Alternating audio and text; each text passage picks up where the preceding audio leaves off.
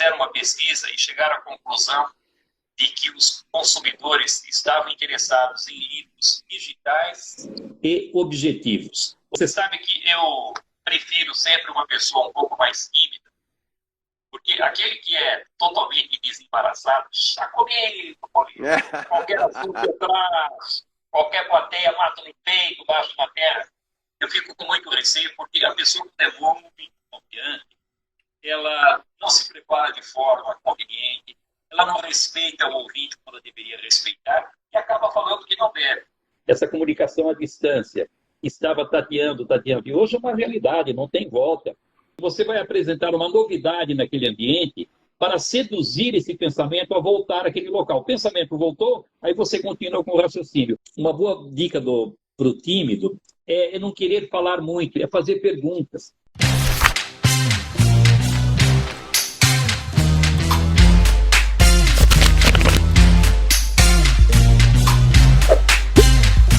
Muito boa noite.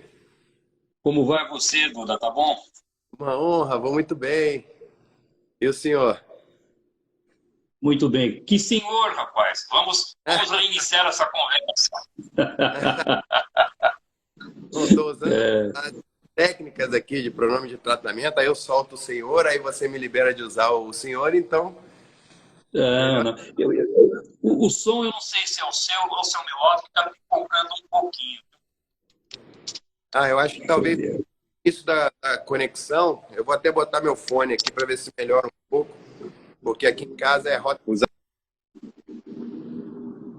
aviões voar aqui, fazer um barulhão. Ele está indo e voltando. Eu não sei se o problema é comigo ou com você. Deixa eu ver agora. Agora eu coloquei os fones, talvez melhore um pouco. Isso, melhorou. Melhorou. Estou vendo. E aí, então vamos lá, bater um papo e falar a respeito de comunicação. Acho que vai ser uma conversa muito boa. E agora, com todas essas novas plataformas, né, com esse momento distópico que a gente viveu recentemente aí, acelerou muito a evolução dessas videoconferências, né, desse novo mundo nas reuniões, né, nas apresentações. Então, está todo mundo meio que penando para aprender a usar o Teams, o Google Meeting, Zoom. E o que muda na comunicação nessas novas ferramentas, nessas novas plataformas? Você sabe que eu dei uma sorte muito grande, porque antes da pandemia, eu e a minha filha, a Raquel inicia aula comigo há 25 anos que ela está comigo. Nós resolvemos atender a uma insistente solicitação que as pessoas queriam que nós fizéssemos cursos online. Não, curso online não, tem que ser presencial, olho no olho. Bom, imagina, com a estrutura que eu tenho lá, se eu ia dizer que poderia abandonar tudo aquilo e fazer um treinamento numa salinha de 2x2. Bom, resolvemos atender essas solicitações e fizemos alguns cursos online e explodiu. E foi na hora certa, porque logo depois que nós fizemos, veio a pandemia e as pessoas em casa acabaram consumindo esse produto. E aí eu fui obrigado a estudar tanto, porque eu precisava me atualizar com essas novas ferramentas, que acabei, junto com a Raquel, escrevendo um livro para a editora Saraiva chamado Comunicação à Distância, o que não fazer. Então, tudo sobre reunião, sobre apresentação em público, sobre live, está tudo lá nesse livro. A Saraiva tem um selo particular chamado Expressa.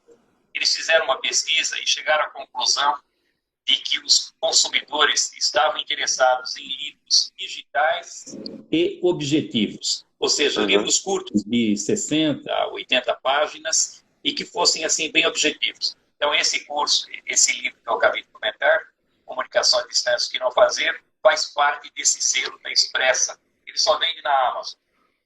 Não, e já são 34 livros, né, que eu estava vendo aqui toda a sua obra, é muita coisa. Então, você tem uma capacidade de produção incrível. Isso mostra, Duda, o interesse que as pessoas têm por esse tipo de assunto.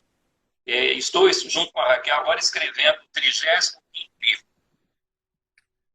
Nós fizemos 5 livros juntos. O último, por exemplo, que é um livro que eu gosto muito, é esse aqui, segredos da boa comunicação no mundo corporativo. Tem tudo sobre comunicação pessoal, comunicação dentro das empresas, comunicação à distância, isso é tudo aqui. Acabei de comprar, inclusive. Antes da gente entrar ao vivo aqui, eu estava comprando na... Ah, pronto, já descobri quem comprou o nosso livro, está vendo? e fiz um outro com a Raquel também, que foi um livro muito usado, que é Oratória para Líderes Religiosos. Nós tivemos essa ousadia de fazer o melhor livro para pregadores. Eu acho que nós conseguimos, porque quando você entra na Amazon e vê os comentários, os pastores dizendo que as pregações mudaram muito e que agora estão se sentindo muito mais confortáveis no público. Então foi um livro bastante interessante. São 5 livros que eu fiz junto com a Raquel. Esses 34 e agora fazendo o 6º livro com ela, que é o meu 35º livro. Os líderes religiosos, eles são... eles se destacam muito, né, na oratória, porque também eles têm muitas horas de voo, né? Normalmente eles ficam muito tempo pregando na frente ali dos fiéis. Você tem muita procura de líderes religiosos já há muito tempo? Sim, de todas as religiões. Os que mais procuram são os pregadores da igreja anglicana. Eles realmente procuram bastante. Eles fazem muitos casamentos. Então, se você se separar por casar na igreja católica, se você casou a primeira vez na católica, pode casar de novo lá. E aí a igreja anglicana faz esse casamento. Eles têm que fazer muitos casamentos, muitas apresentações, eles procuram. Nossa, eu lembro recentemente, eu fui padrinho de um grande amigo meu e ele me pediu para fazer um discurso. Aí tem essa coisa, né? Casa de ferreiro, espeto de pau. E eu fiquei muito nervoso. Aí eu tive que usar um monte de técnica, tive que lembrar de um monte de coisa que eu não usava, não fazia comigo há muito tempo, porque o excesso de confiança também é perigoso, né? Porque a gente fica perigosíssimo. Perigosíssimo. Você sabe que eu prefiro sempre uma pessoa um pouco mais tímida, porque aquele que é totalmente desembaraçado, está comigo, qualquer assunto que eu traz, qualquer plateia mata no peito, baixo na terra.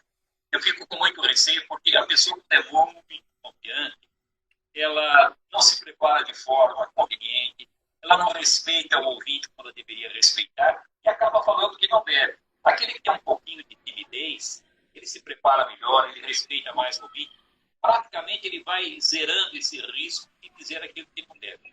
E pessoas muito conhecidas, pessoas muito famosas, pessoas que atuam há muito tempo na televisão, no teatro, que acaba confessando que tem essa timidez. Uma aluna que eu posso dizer, que ela me permite, a Regina Duarte, 56 anos atuando no teatro e na televisão. E quando me procurou, disse que estava intimidado para fazer uma apresentação. Porque também o ator ele se acostuma há muito tempo a se colocar mais no lugar do personagem, né? E depois, quando ele tem que falar como ele mesmo, é muito complicado. E também, ao longo da vida, a gente vai mudando de arquétipo, né? A gente vai mudando em cada etapa da vida, da maturidade. A gente tem que se reinventar, tem que recalcular as rotas, né? Porque o público muda muito também. Aquele que fala hoje, como falava há 20 ou 30 anos, vai ser um fracasso, porque o público mudou bastante. Os ídolos daquela época não são os mesmos ídolos de hoje. As aspirações das pessoas de hoje não são as mesmas aspirações. A comunicação se transformou completamente. Aquilo que nós estávamos falando no início, Duda, essa comunicação à distância, estava tateando. E hoje é uma realidade, não tem volta.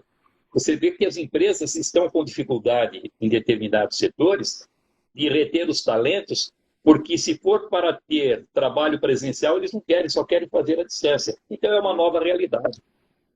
E aquilo que você falou sobre casamento de amigos, tenho falado na Raquel, já é a 4ª vez que eu falo, mas a Raquel é muito procurada, porque ela é muito amiga de todo mundo, é muito bem relacionada. E os homoafetivos, quando casam, recorrem a ela. Então ela já fez muitos casamentos de gays. E vai lá e fala, tem todo um jeito próprio. Mas é uma situação delicada, porque você disse um amigo que convidou. Algumas pessoas dizem assim, não, quando falo com pessoas conhecidas, eu não tenho problema. Falar com pessoa conhecida nem sempre é um conforto. Eu falo que para fazer discurso em batizado e casamento, só depois da pós-graduação. Porque você fica em pé, as pessoas ficam vendo, sabem como você é. Se você falar um pouquinho diferente, e normalmente quem fala em público muda um pouquinho, você fica preocupado que estão vendo você com artificialismo. Isso aí acaba Sim. dando mesmo um pouco mais de timidez às pessoas. Não, agora, recentemente, teve aniversário da minha sogra aqui em casa. E aí o meu sogro estava alegrinho, né? E ele chegou e falou, Calibrado. Duda, faça um discurso aqui em homenagem à sua sogra, a gente está aqui na sua casa, não sei o quê. Me pegou de surpresa, eu dei aquela... me enrolei.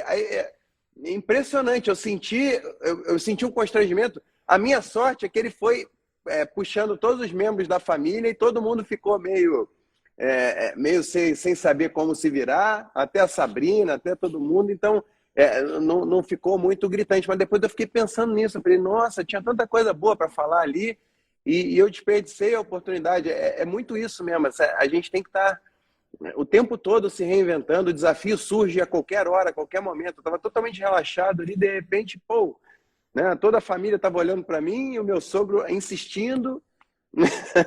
Mas olha, bom, falar em aniversário já não é fácil. Aniversário de sogra, então, aí o desafio é multiplicado. E agora tem um detalhe. Ninguém me pega desprevenido, Duda.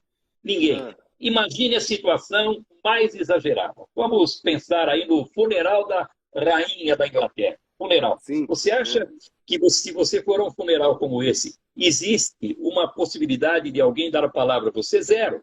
É zero. Então, eu estou pegando um caso bem exagerado para mostrar o seguinte, que se me convidam para um evento, se eu vou para uma reunião, eu nunca vou ser apanhado desprevenido, porque no caminho eu já vou pensando, que reunião é essa? Ela acontece todas as semanas, acontece todos os meses, acontece todo ano, é a primeira vez que está acontecendo.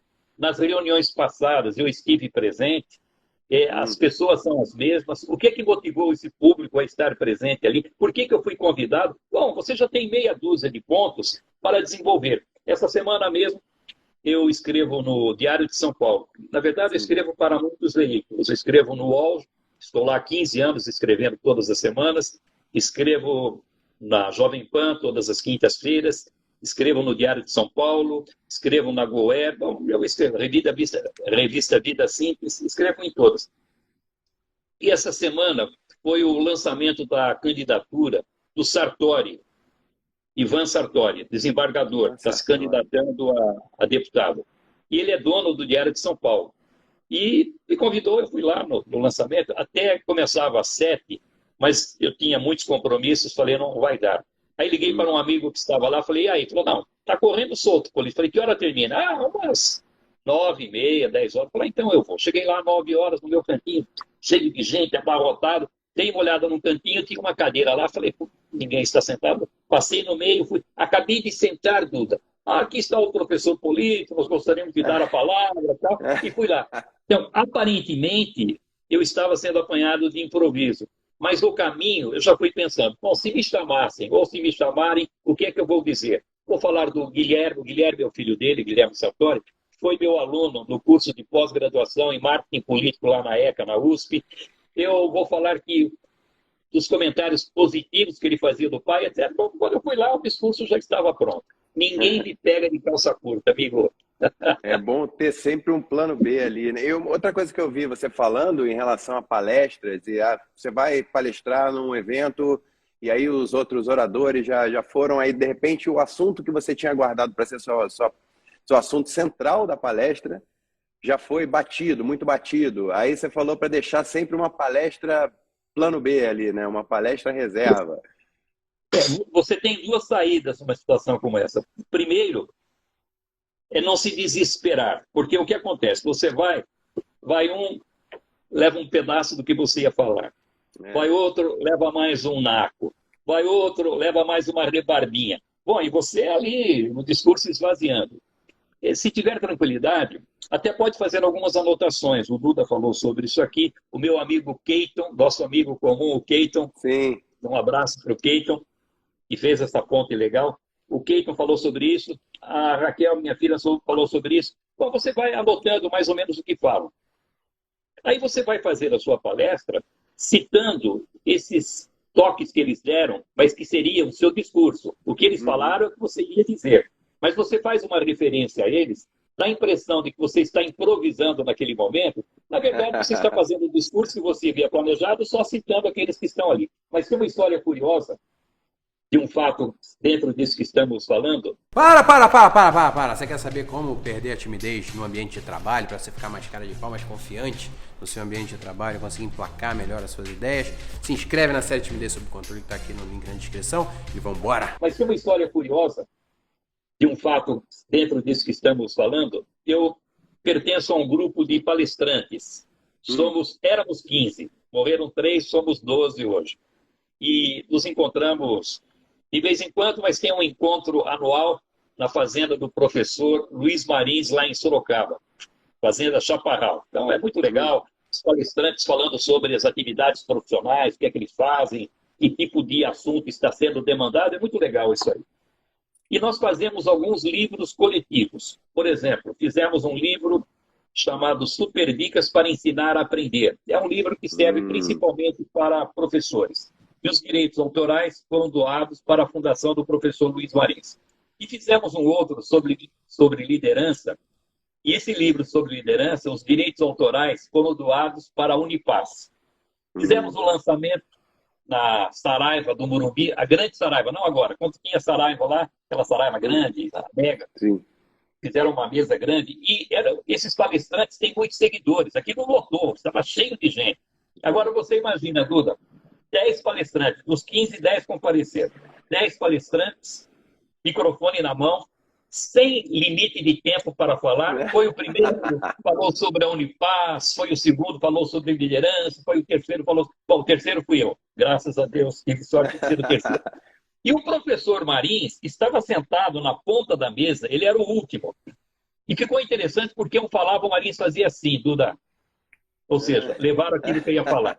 E a outra fazia assim, levaram o que ia falar. E começou a existir assim uma expectativa. Na hora que o Marins se apresentar, o que é que ele vai falar? Foi falando. Quando chegou a hora do Marins, ele se levantou, olhou aquela plateia, que era bem numerosa, saboreou o momento e se saiu com essa. Eu estou me sentindo aqui como se fosse o 8º marido da Elizabeth Taylor na noite de núpcias. O que é que eu posso fazer para surpreender essa mulher? Que explodiu. Você sabe, Duda, eu tenho encontrado pessoas que participaram daquele evento, que estavam assistindo, e falam, puxa, fui naquele lançamento, foi legal, puxa, foi bom. Só que eles não se lembram de uma palavra do que os palestrantes disseram. Mas essa tirada do Marins ninguém esquece. Aquilo ficou marcado em todo mundo. Funciona muito, né? E eu te pergunto assim, duas coisas. Uma, é só para não esquecer, vou deixar registrado aqui, se você tem alguma dica para lembrar os nomes das pessoas. Mas a pergunta que eu queria fazer agora, de verdade, em relação ao assunto central da palestra, normalmente a gente tem que pensar assim, em passar a mensagem central e dependendo, sempre quando a gente vai falar de vendas e tal, eu costumo pensar, baseado no Building a Story Brand, do Donald Miller, um livro que me marcou muito, de falar assim, olha, o cérebro humano ele está o tempo todo economizando energia. Então, a pessoa que você está ali querendo cativar para vender alguma coisa, para oferecer um serviço, ela pensa na vida dela como a protagonista da vida dela. E aí, quando você vai fazer venda, você não pode colocar a sua marca como protagonista também. Você tem que colocar como o mentor na jornada do herói. E como é que a gente pode medir e administrar esses momentos de humor, de piada, de licença poética, sem perder a estrutura da função ali daquela contação de história? Ô Duda, o fato bem-humorado, a historinha, a piada, a sacada, tudo isso precisa ser milimetricamente planejado. É lógico que se você tem uma tirada espirituosa, se é uma tirada espirituosa, é porque houve algum acontecimento no momento que você exagerou e tornou aquilo engraçado. Exemplo, o presidente Reagan dos Estados Unidos, fazendo uma palestra, plateia lotada. A esposa dele, a Nancy, saltitante, foi se sentar numa cadeira que estava ao lado. Desastrada, caiu. Então você imagina, presidente dos Estados Unidos fazendo uma palestra, e a esposa dele ali com as perninhas para cima. Bom, momento de grande constrangimento. O que fez o Reagan como grande orador? Ele olhou, viu que ela estava sorrindo, as pessoas tinham acudido, não tinha acontecido nada, ele se saiu com essa. Falou, pessoal, eu tinha combinado com a minha mulher que se eu não estivesse agradando, ela ia fazer isso aqui. Mas não pensei que fosse acontecer tão cedo assim. Pá! Então, essa piada espirituosa no momento certo, isso funciona maravilhosamente bem.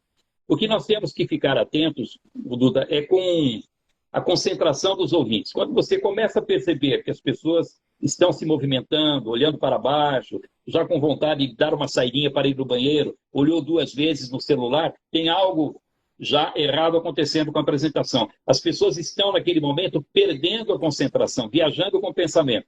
Então, nesse momento, nós precisamos interromper a linha de raciocínio, porque não adianta falar, porque elas não estão prestando atenção. E aí você entra com uma historinha interessante, conta uma piada, faz uma graça, mexe com alguém na plateia.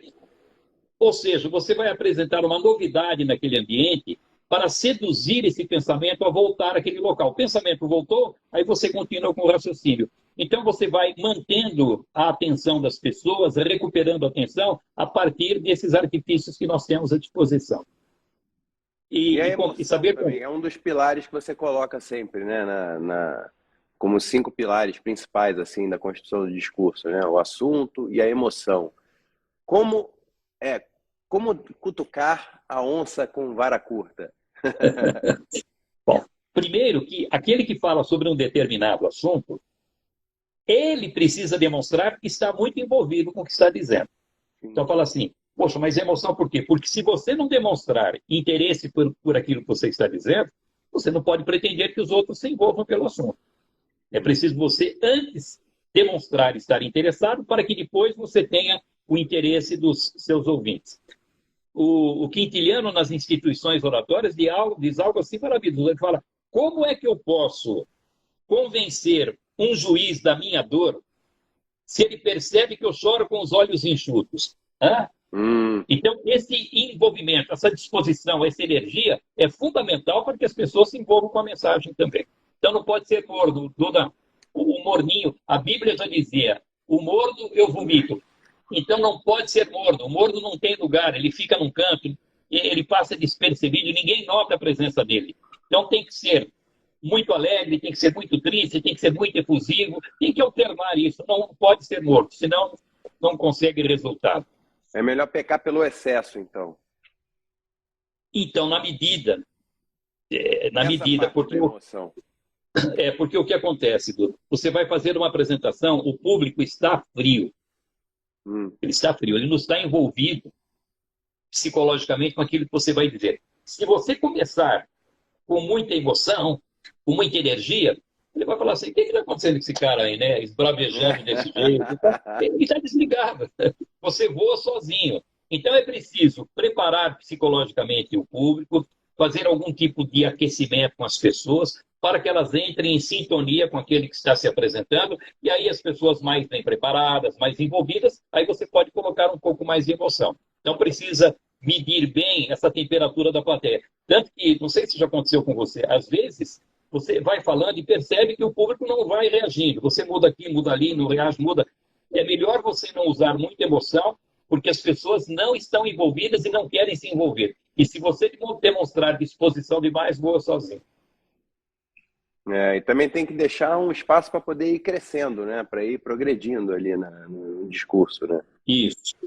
Essa é a tática boa. Você vai aquecendo gradativamente. Porque enquanto você vai gradativamente colocando energia, você vai fazendo com que os ouvintes também se preparem gradativamente. E a hora que entrar no momento de emoção, é só dar o contrato que ele assina. Mas aí como é que começou essa jornada? Como é que você se descobriu um especialista na oratória? Você começou a estudar porque você tinha dificuldade de se comunicar? Ou pelo contrário, você sempre saiu muito bem nessa parte da comunicação? Essa história é maravilhosa. É maravilhosa porque é uma inspiração para aqueles que acham que não tem jeito na vida. Eu sou de Araraquara, interior de São Paulo. Nasci lá e vim muito cedo para São Paulo. Com menos de 2 anos de idade, eu morava aqui no bairro do Tatuapé e a casa que eu morava pegou fogo. Eu fui vítima desse acidente com queimaduras de 3º grau, uma desgraça. Fiquei Nossa. meses hospitalizado. Como consequência das queimaduras, eu fiquei mudo.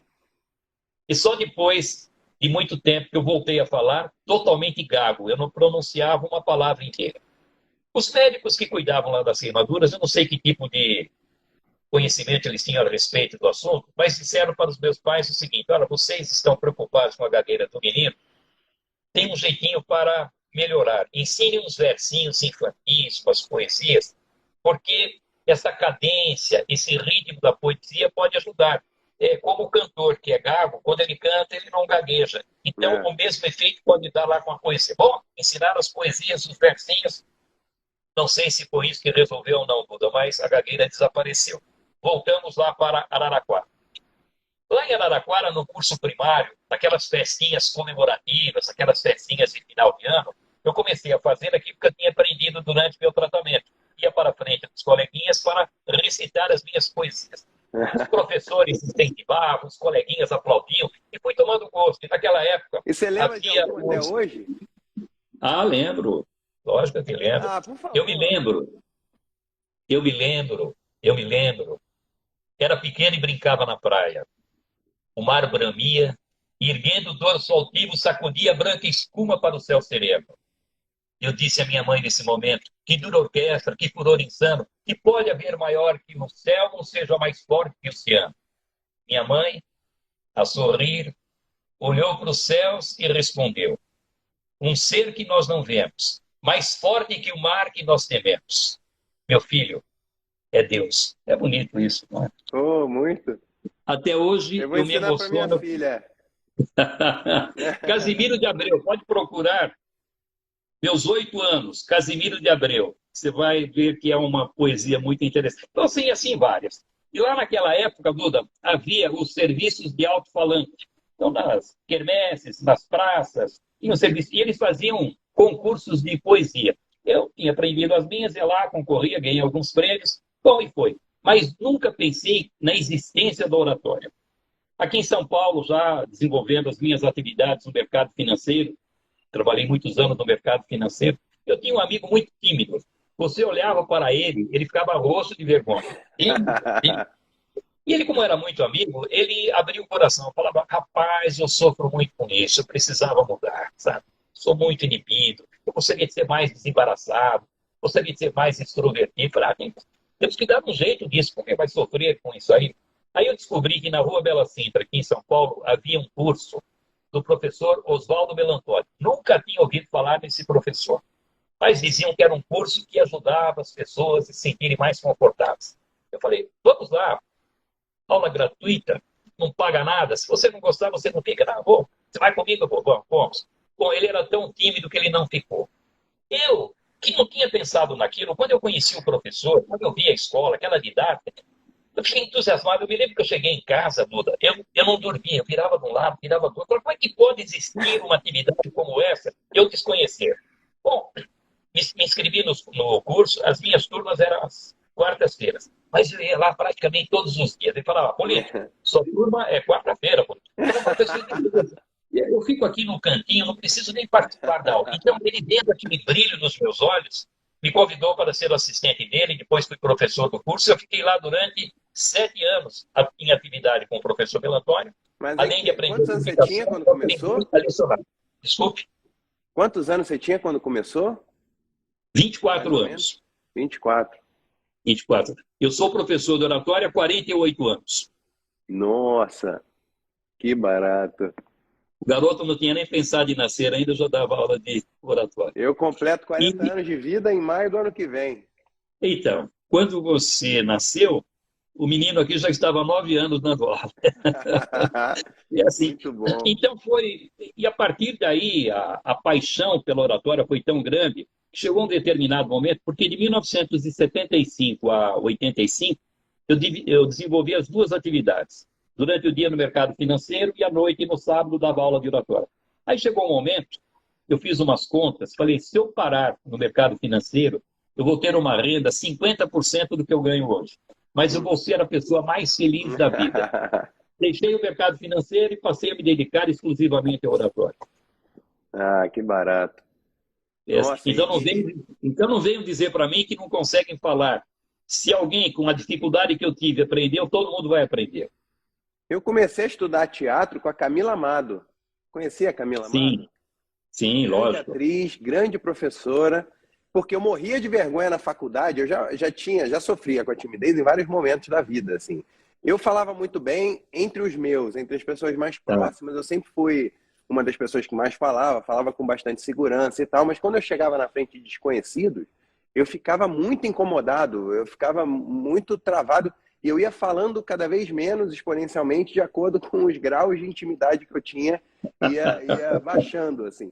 E aí, na faculdade, eu comecei a ver que eu estava com um problema grande na frente, porque eu estava estudando para ser publicitário, eu queria trabalhar com criação, admirava muito o Washington Oliveto, essas campanhas super elaboradas, assim, Washington Oliveto, o Nizam, Guanais, e essa época da publicidade que contava histórias muito emocionantes e com muito impacto e tal. Eu sonhava em trabalhar nos bastidores, com a criação, nessa parte de criar por trás mesmo. Mas eu sabia que eu tinha um problema muito grande, porque quando eu tinha que apresentar um projeto na frente da turma, eu já ficava com a mão tremendo. Eu vejo uma dica que você dá também que é muito boa, que é escolha folhas mais encorpadas. Isso aí também porque folhas muito moles balançam muito quando você está nervoso. Isso aí. Isso aí também, instintivamente, eu fui aprendendo esses macetes, assim, de usar camisa preta, que eu tô de camisa preta. Hoje tá mó friaca, nem precisava, mas camisa Se preta... suar muito aqui, não aparece. O suor também, né? O suor não marca. Quando você vai com a camisa cinza chumbo, aí começa a suar, você fica muito preocupado que vai aparecer e sua 10 vezes mais, né? E aí eu via que eu tinha um problema enorme pela frente. E aí a minha mãe falou assim para mim, minha mãe jornalista, Leda Nagli, conhece muita gente, né? Ela é uma enciclopédia humana brasileira, assim. Aí ela falou... Ela é ótima. Você tem que conhecer a Camila, meu filho. Ela é maluca que nem você vai adorar ela. Eu lembro até hoje dessa impressão que ela usou. E aí eu conheci a Camila e adorei mesmo. Que ano você nasceu? Eu nasci em 83. 83. Você sabe que eu fui ministrar alguns cursos em Salvador uma época, em 1987. A sua mãe estava na piscina do Hotel da Bahia com um garotinho que provavelmente era você. Ah, com certeza. Se você conversar com ela, pergunte se em 87 ela não estava no Hotel da Bahia passando uns dias lá. Com certeza, era você que estava com ela. Não, eu lembro bem dessas viagens que eu ficava na piscina, eu ficava enchendo o saco para ficar passando embaixo da perna das pessoas. Vai, faz túnelzinho aí eu mergulhado. Provavelmente era eu. Mas porque naquela época ela estava na Globo, não? Na Globo, e depois ela foi para Manchete. Eu não sei exatamente o ano que ela foi para Manchete. 87 é um tempo bem atrás, né? Eu nasci, então, eu estava na Globo, 83. Tá vendo? Conheci você quando você tinha 3 ou 4 anos, Duda. Que barato. Mas eu te pergunto, como guardar nomes com tanta maestria? Você usa alguma técnica mnemônica? Você faz algum exercício específico para isso? Porque isso é uma coisa que eu preciso corrigir para ontem. Exercício simples para aqueles que estão nos assistindo. Para! Você quer saber como perder a timidez no ambiente de trabalho, para você ficar mais cara de pau, mais confiante no seu ambiente de trabalho, conseguir emplacar melhor as suas ideias? Se inscreve na série Timidez Sob Controle, que está aqui no link na descrição, e vambora! E eu vi que você toda hora, Duda. E essa técnica de falar o nome da pessoa funciona muito também. Então, principalmente no início, porque algumas pessoas conversam com a outra, é apresentado, primeiro que ele não ouve o nome, aí fica com receio de perguntar, fica 2 horas conversando e não sabe com quem falou. Vai embora, o outro vai embora e não sabe com quem conversou. Então tem que entender bem o nome. Falou uma vez, não entendeu, desculpa, eu não entendi. Não entendeu de novo, desculpa. Tem que saber o nome. A hora que você ouvir o nome direitinho, ok. E aí, a técnica inicial é essa. Logo no começo da conversa, você vai... Peraí, vem cá. Bota no jogo, bota no jogo. Aqui. A mamãe chegou do trabalho... Opa! Que é isso? Tudo bem aí? Meu Deus do céu. Pronto, agora a live ficou boa. Vem cá, meu amor, vem cá, manda um beijo aqui pro Reinaldo Polito. Você tá com fone, você montou. Mas bota aqui, ó. Reinaldo, oi! Como você tá? Nossa, como vai você? Maior orgulho de você, dando os primeiros passos da oratória. Você é maravilhoso, você é sensacional. Não tenho palavras para te agradecer sempre pelo carinho, por toda a força. Você é demais. Demais, Muito obrigado. demais, tá bom? Eu tô aqui acompanhando a live. Tá legal, ótimo. Passou e acompanhando vocês. Muito legal. Beijão. Prazer em revê-la, viu? Prazer é meu. Um beijo, beijo, beijo. Beijo, tchau. Legal, participações ilustres aqui. É isso aí, pronto. E Agora a Sá ficou contou, pronto. né, que ela saiu do Big Brother, ela te procurou para fazer um intensivão, né? Vocês fizeram um intensivão. Então, aí. antes de falar sobre o nome, deixa eu contar esse caso que é muito interessante. A Sabrina foi lá. Ela sempre foi uma excelente comunicadora. Aí, lógico que até uma vez eu escrevi um texto no UOL, como Sabrina Sato chegou ao salário de 1 milhão. Aí todo mundo queria saber. Aí eu contei que ela foi se preparar, ela estudou, ela se dedicou. Então, para mostrar que as coisas não caem no colo. Ou você vai atrás e luta, ou então não acontece. Então, o que aconteceu? A Sabrina já era uma ótima comunicadora. O trabalho foi com que ela desenvolvesse a comunicação, ela aprimorasse a comunicação, sem perder o jeito de ser dela. Porque aquele jeito espontâneo, leve, brincalhão, essa era a força da comunicação. Agora você vai tentar colocar regrinha e perde o maior patrimônio que a pessoa tem, aí acabou, não tem graça, né? Então ela conseguiu melhorar, conseguiu desenvolver e continuou sendo ela mesma. Eu acho que um dos grandes desafios é você aprender a técnica correta e depois transcendê-la, né? Se quiser. Porque aí te dá uma liberdade. Só existe liberdade se você tiver o domínio da técnica. Senão você não tem liberdade nenhuma, você está preso, né? Você está limitado. A técnica liberta, e as pessoas acreditam que não, né? Que é o contrário. Ah, eu vou ficar muito engessado. Rola esse movimento também com talentos natos como a Sabrina, né? De ter medo de conhecer Sim. a técnica e perder a naturalidade. Porque acontece o seguinte, você vai lá fazer o treinamento. Eu falo, ó, a técnica boa é essa. Então, não sabe como fazer, segue a regra que vai dar certo. Aí depois que você está com domínio, fala, mas eu gostaria de fazer diferente. Ok, aí é que a comunicação começa a ficar boa. Porque depois de você analisar os prós e contras, depois você avaliar bem, você sente que se sair daquela regra, você vai ter benefício, chuta a regra e vai em frente. Porque se você analisar os grandes oradores, não tem um igual ao outro. Cada um com a sua característica, cada um com o seu perfil.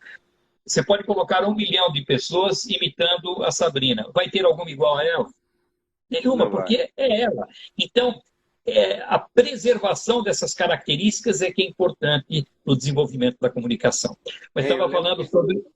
Eu lembro que eu cheguei na Camila e eu morria de medo desses atores que falavam assim, projetando perfeitamente a voz, com muita experiência nos palcos do teatro, não sei o quê. E aí eu queria fazer, eu sempre quis trabalhar com câmera, trabalhar com televisão, e é uma linguagem muito mais intimista do que o teatro. Diferente. E tem muito mais, obviamente, a história do teatro, de Stanislavski, enfim, é muito mais complexa, é muito mais elaborada do que a história com câmeras e tal, das técnicas com câmeras, isso aqui é muito mais recente, né? Mas, e aí eu muito ansioso, querendo logo quebrar paradigmas e tal, ela calma, primeiro você domina, você apreende, depois você transcende. Aí eu ainda demorei um tempão rabugentamente reclamando disso, mas hoje para mim é muito claro, assim, ela estava corretíssima. E tanto que alguns atores e atrizes que atuam no teatro com tanta competência não conseguem se dar bem na televisão. Porque é diferente, não é a mesma coisa. Então, aquele que tem essa capacidade de se adaptar, aí ele vai bem, mas se não tiver, não tem jeito, não. Mas sobre os nomes. Então, a primeira dica é essa. Conhecer a pessoa e aí ouvir bem o nome. Aí, ok, descobri que você chama Duda. Logo no começo da conversa, você vai repetir umas 3 ou 4 vezes. Mas aí, Duda, você não imagina, Duda, a satisfação que eu tenho em fazer essa live com você. Você sabe, Duda, quando o Keaton falou a respeito dessa possibilidade, você já falou umas 3 ou 4 vezes. Depois, no meio da fala, você repete mais umas 2, 3 vezes, pronto, você não vai esquecer. E a outra forma de você guardar bem o nome é com exagero. Por exemplo, Duda. Aí eu me lembro de uma prima que eu tenho lá em Itápolis, que é a Eduarda, ela é Duda também. Então eu imagino você com a Eduarda sapateando na sua cabeça, uma coisa bem exagerada. Toda vez que eu olhar para você, eu me lembro da Eduarda sapateando na sua cabeça, eu me esqueço do nome.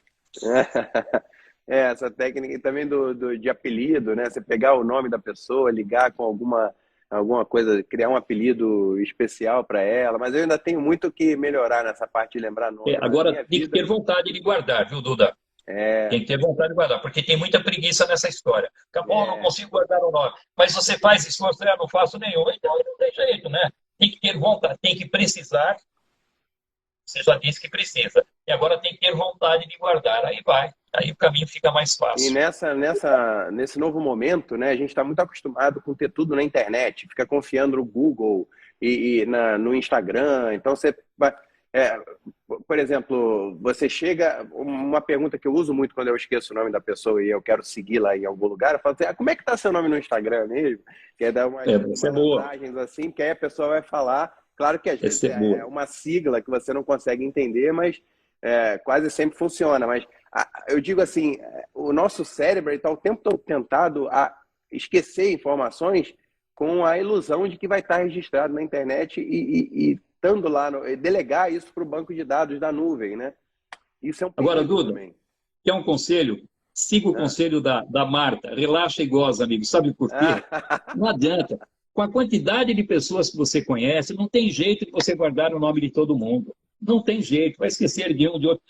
Se você fosse mulher, aí você poderia utilizar a técnica que uma amiga minha, que se tornou amiga, foi aluna e depois se tornou amiga, ela tinha muita dificuldade. Ela chamava todo mundo. Se era mulher de Lindinha e se fosse homem de Lindinha. Ô, Lindinha, como é que vai? Ah, tá tudo certo. O homem já não pode ter esse tipo de tratamento. Mas não pode. E é muito difícil. Eu vejo nos lançamentos de livros que eu fazia, depois não fiz mais, porque era um sacrifício danado. Autografava livros, né? Mandava convite para o mundo, porque eu ficava com medo de ter só meia dúzia de gatos pingados ali. Morria de medo disso aí. Então mandava aquilo, lotava, a filha que saía da livraria, aí na rua. E aí o cara, depois de 20 anos, ele já estava usando óculos, o cabelo estava branco, e aí ele tirava o papelzinho de dentro e falava, e aí, mestre, lembra de mim? Quer dizer, aquele que eu não lembrava é que me dava mais esforço ainda. Então as minhas filhas me ajudavam. Quando elas percebiam que eu estava nessa saia justa, você foi aluno do meu pai, né? Eu me lembro, frequentava a escola, quando é que você fez o curso lá? Qual é o seu nome? Eu lá, como se não tivesse preocupado com o assunto, mas com a orelha em pé. Quando falava, se dava aquele abraço forte. Aí, Duda, como é que vai? Que bom que você veio. Mas, olha, não pode ficar tão preocupado, não, porque é muito difícil. Você entra num restaurante, quanta gente olha na sua direção? Sorrindo. Será que eu conheço, não conheço? Será que ele me viu na televisão? Será que... Enfim, não tem jeito. No meu caso, 51 mil alunos passaram pela minha escola. Nossa!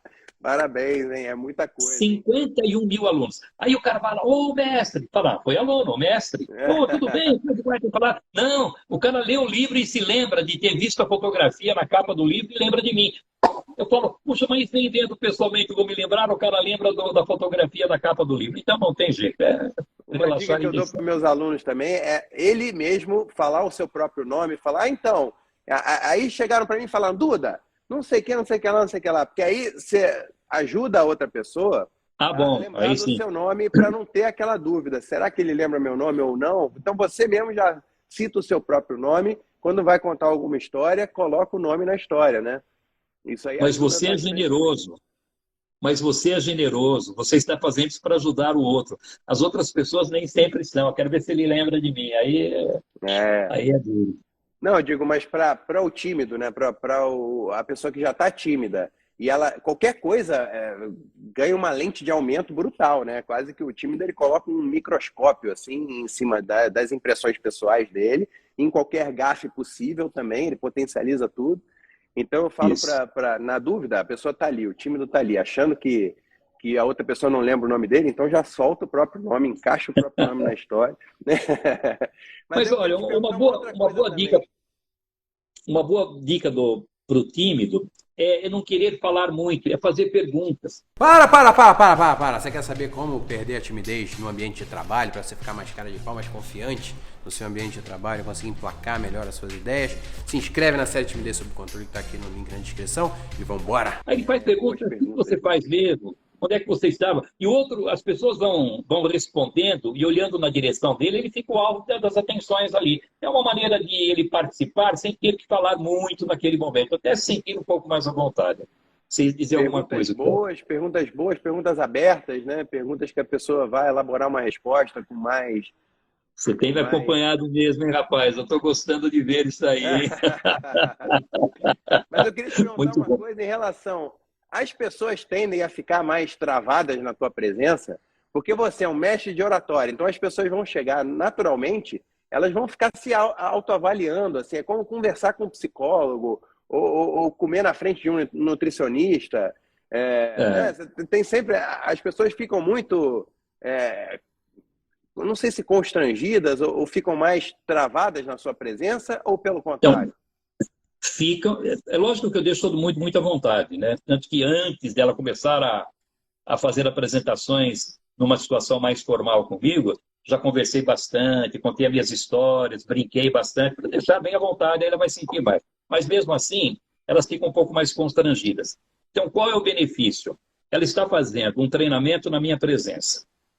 Quando ela conseguir superar essa dificuldade, eu falo, você não vai morrer em lugar nenhum mais. Porque se você sobreviveu a mim, você pode falar em qualquer tipo de lugar, não tem problema nenhum. É a famosa síndrome do jaleco branco, né? Eu aprendi essa expressão no filme Amélie Poulain. Você já assistiu esse filme? Não. Poulain, ela ficava, sempre que ela ia se consultar, era uma criança, sempre que ela ia se consultar com o médico, o coração dela acelerava e aí o médico traçava um diagnóstico que ela tinha problemas de pressão, problemas de coração e tal, e aí ela sempre foi instruída a ficar em casa, não podia fazer nada, a família dela não deixava ela sair, e aí só depois que ela cresceu, ela descobriu que, na verdade, ela tinha essa síndrome do jaleco branco, porque ela ficava muito nervosa na presença de médicos, sempre que ia ser examinada. Então, os sintomas eram todos adulterados, e o diagnóstico também. Eu não sabia que a origem era essa. Eu, por exemplo, numa das consultas que fiz com o médico, ele viu que eu estava com pressão alta. Mas ele falou, calma, porque você chegou na consulta e talvez seja a influência do médico na sua presença. Vamos esperar um pouquinho e depois medimos novamente. Aí ele mediu, estava mesmo com pressão alta. Não era o problema do jaleco, não. Mas eu te pergunto em relação aos civis, as pessoas que vão conviver com você na vida normal, assim, amigos, amigos de amigos. 10 segundos. Esse deve ser um efeito colateral que deve ser estranho Claro que você já deve estar acostumado com 48 anos de carreira, mas... 10 segundos. Depois de 10 segundos, eu já brinquei, já contei piadas, já falei da minha vida interiorando. O cara falou, pô, é que nem nós, né? Esse cara não... E aí ele percebe. E alguns até ficam meio decepcionados, porque achavam que era o cara que falava diferente e tal. Falaram, pô, é igualzinho a mim, né? E o contrário acontece? As pessoas ficam te testando, assim... Como se fosse um professor de artes marciais. Aí chega alguém ali e vai treinar jiu-jitsu na academia do mestre. Aí quer treinar mais duro com o mestre para mostrar para testar, para ver se ele é realmente um faixa preta de verdade. Você sente um pouco isso ou não? Olha, não precisa nem fazer o teste. Quem ensina comunicação, por exemplo, quando falam da minha filha Raquel, falam, que legal, você é filha do Polito, já tem DNA. Coitada da Raquel, o que ela teve que estudar, o que ela teve que praticar, o que ela teve que ralar, porque o peso nas costas dela era um peso muito maior. Então, o que acontece? Quem dá aula de oratória, se ele fala em dicção, todo mundo fica prestando atenção. Será que ele pronuncia bem as palavras mesmo? Se ele fala em postura, será que ele se posiciona bem? Fala em gesticulação, será que ele sabe gesticular bem? Se ele fala em vocabulário, será que ele encontra as palavras com facilidade? Então, as pessoas ficam medindo e tentando verificar se aquilo que você ensina, você pratica no dia a dia. Então, existe essa cobrança até intuitiva por parte das pessoas. É uma coisa que você se acostuma naturalmente. Eu estou perguntando porque eu virei professor há 1 ano só. Então, eu estou... como comunicador, eu já estou há uns 20 anos, né? Mas como professor, eu estou começando agora. Eu estou sentindo já umas pessoas já me olhando de outra forma. Mas eu estou construindo um novo arquétipo, né? Colocando uma nova máscara ali social, né? É um momento novo para mim. Então, no começo, um ano é pouco tempo, começa a existir mesmo esse tipo de preocupação. Mas depois, junta tudo. É a mesma pessoa dando aula, a mesma pessoa convivendo, a mesma pessoa. Não tem. Se você me vir numa sala de aula ou fazendo uma palestra, é a mesma pessoa que com quem você está conversando agora, não muda nada. Aí, e fica melhor assim, sempre mais à vontade, mais seguro, muito mais confortável. As pessoas se sentem muito mais à vontade também. E a comunicação é linda demais. É lindo demais. E logo no começo, quando eu estava no comecinho mesmo da minha jornada, ainda bem sem saber o que fazer, o Augusto Cury assistiu uma live minha aqui no Instagram e ele entrou em contato comigo, a gente conversou bastante pelo telefone, ele falou, Duda, você está de parabéns por estar entrando por ter vencido a timidez e estar entrando agora nesse universo. Legal. Ele falou, mais de 60% das pessoas no mundo inteiro sofrem com medo de falar em público. Eu acho que ele falou 70%, mas eu estou reduzindo aqui para garantir uma margem de segurança. E o que você vê? O que você vê para esses novos tempos? Assim? Porque a tecnologia, as formas de comunicação estão se expandindo numa velocidade absurda, né? As pessoas já estão extrapolando para o metaverso, para a criação de avatares, para se comunicar de várias formas diferentes. A gente tem videoconferência, rede social, live. Você fez você vê assim, uma live, como solução para isso? Você fez uma live recentemente com o mestre do metaverso, que é o Walter Longo, né? Walter Longo, esse é o craque. Eu também já fiz uma live com ele. Ele é Você fez, não fez, recentemente uma live com ele? Fiz. Então, semana passada. Sexta-feira passada. Ele é um craque. Até a coisa de uns 20 dias, mais ou menos, ele me convidou para fazer uma palestra lá no Guarujá.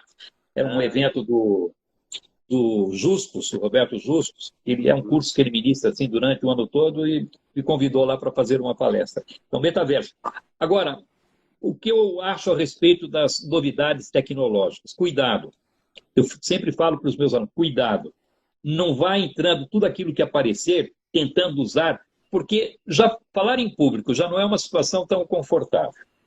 Aí ele vai pegar uma tecnologia que ele não domina e não sabe se vai dar certo. Se já foi experimentado, se deu certo, você verifica que as pessoas estão gostando e tal, aí você vai sentar, vai treinar, mas vai treinar muito, muito, muito, até que você tenha o domínio, faça parte de você, ser um prolongamento de você aquela tecnologia. Aí sim você vai aproveitar. Agora, ser um novidadeiro, apareceu, já vai querer usar, aí não consegue ligar o equipamento, liga errado, as pessoas vão achar que porque você não sabe dominar o equipamento, você também não tem domínio do assunto que você vai tratar, é uma desgraça. É preferível não. E vou dizer mais, as minhas palestras já não tem mais visuais.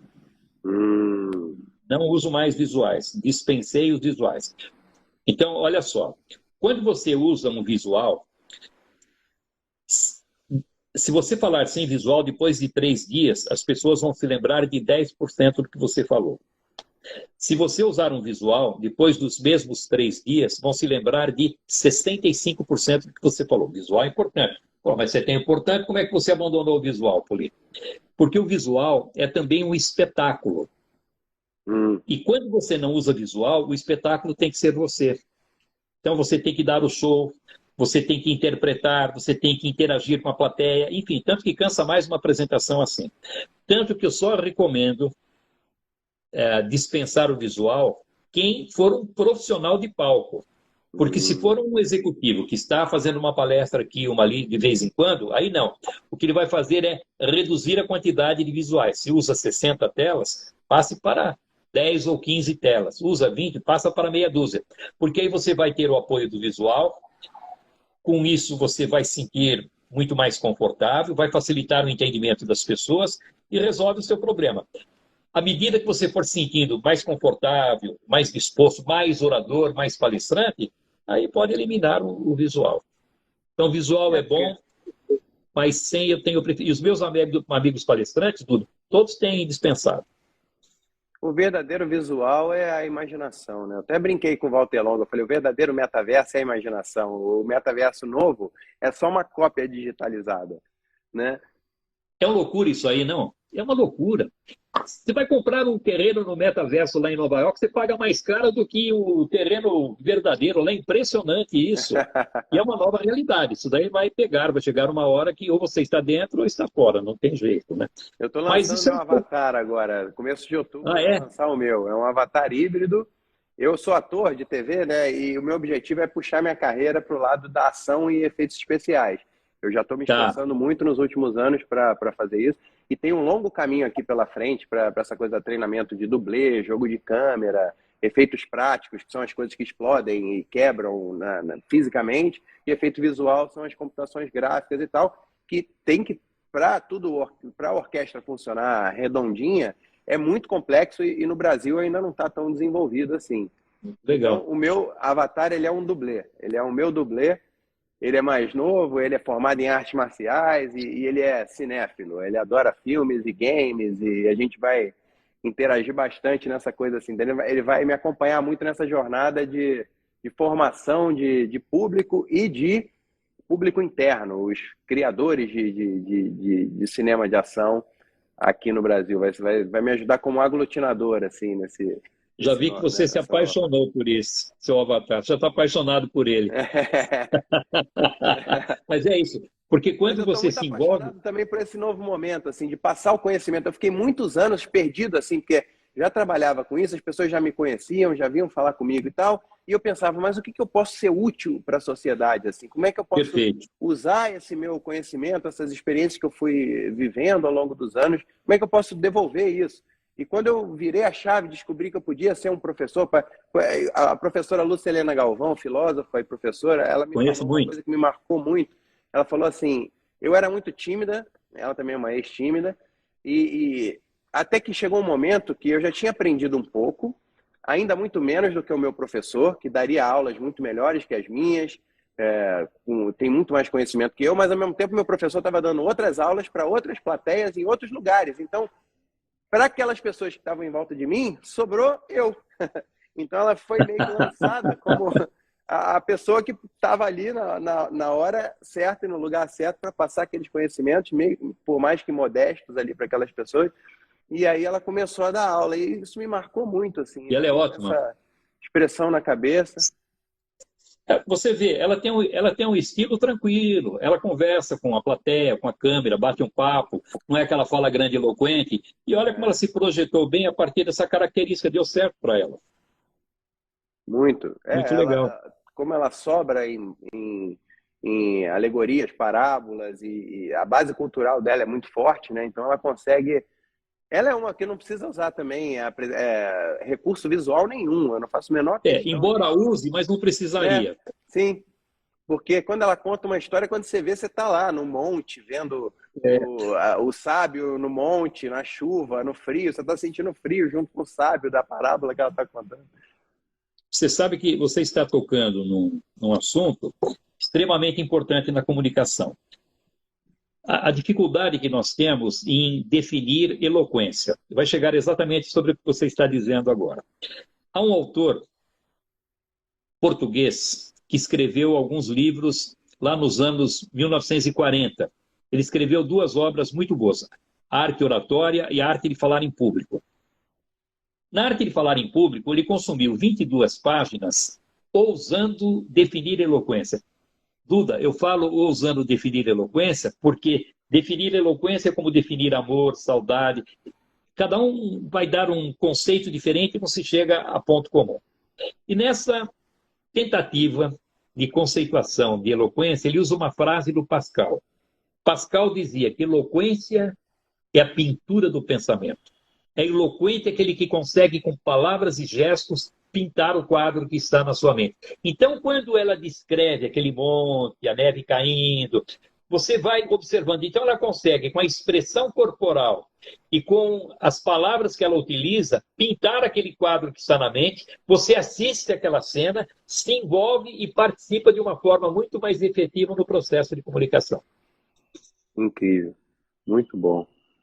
Muito obrigado. Mas agora, Reinaldo. Foi uma honra, viu, conversar contigo. você tem uma qualidade muito boa, porque você passou pela dificuldade e soube como superar isso. Você foi encontrando os seus caminhos. Então, quando alguém procura por você, fala, eu sou tímido, você fala, já conheço essa praia, eu sei exatamente o que ele está sentindo. Você não vê com um olhar de censura, você não vê com reprovação, como se aquilo fosse um mimimi. Você sabe exatamente o que ele está sentindo. Sabe qual a dificuldade que ele tem e qual o caminho que ele vai percorrer para que ele se sinta um pouco mais confortável, um pouco mais tranquilo. Ou seja, siga o mestre que você vai chegar exatamente no caminho que você precisa e pretende. É, por isso que eu coloquei viva bem com a timidez. É para você conviver de uma forma pacífica com ela. Eu falo muito assim, você não é tímido, você está tímido. Então fica tranquilo que dias isso não piores vai ser um problema. Fica tranquilo que dias piores virão, não é, Duda? É aquela coisa bem Brasil, né? Não se preocupe, nada vai dar certo. E aí a gente segue com o Brasil. Né? É isso mesmo. Pô, muito obrigado, Reinaldo. Foi uma honra, um prazer também conversar contigo. Prazer muito grande. Você é um bom papo, foi muito agradável, adorei, me senti honrado com o seu convite. Mais uma vez eu quero agradecer aqui o meu amigo Keyton por ter proporcionado esse nosso encontro. Um beijão na Sabrina, que gostoso revê-la depois de tanto tempo. E que você tenha muito sucesso, cada vez mais sucesso nesse novo desafio que você se propôs aí. Digo mesmo. Agradeço muito aqui pela presença. Agradeço a todos também por estarem nos assistindo.